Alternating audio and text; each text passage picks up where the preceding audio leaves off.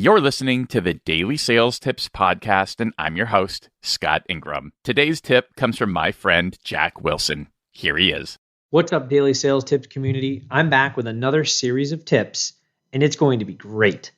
Seriously, not just because I think they're awesome, but because I'm going to break down a framework for providing great experiences for your prospects and customers alike. Let me explain. While my wife and I were expecting our first child, we had to stay overnight at a hospital for a false alarm. Don't worry, she's fine. They both are. During our stay, though, we experienced what I'm sure many of you have when going through something similar. We were frustrated, often left wondering different questions that we had about what the next step were, what exactly was the plan, and how long were we going to be there. Questions that, for the most part, remained unanswered for long periods of time. And this caused us a lot of undue stress, worry, and doubts. Got me thinking, how often do we do this to our prospects or our customers in sales? When we set goals, we try our best to make them SMART by having specific, measurable, action-oriented goals that are realistic and time-based. We're able to better control our controllables and as a result achieve at a more predictable rate while minimizing the stress and anxiety that leads to burnout. But often, do we extend that same courtesy to others? Specifically, when we happen to be in the driver's seat with some of their controllables.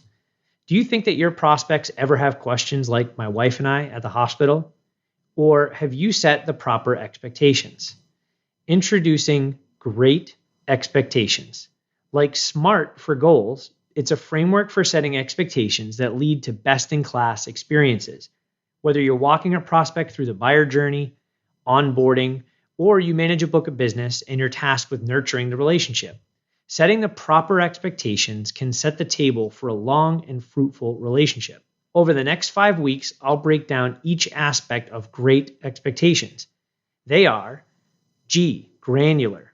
Are the expectations granular enough in detail? R, reasonable. Are the expectations set reasonable and achievable?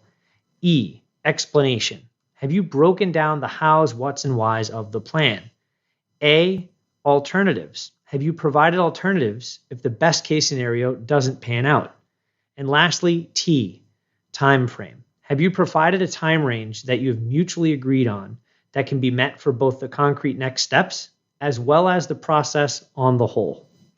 So stay tuned to the Daily Sales Tips Podcast, or as an alternative, you can follow me on LinkedIn, where I'll be breaking down the concept and looking forward to hearing your feedback and learning how you create great expectations.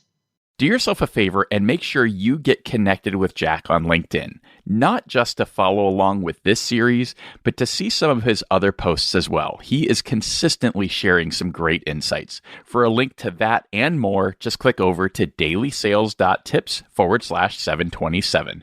Then make sure you're subscribed to the podcast so you don't miss the next tip in this series next Friday, but also come on back tomorrow for another great sales tip. Thanks for listening.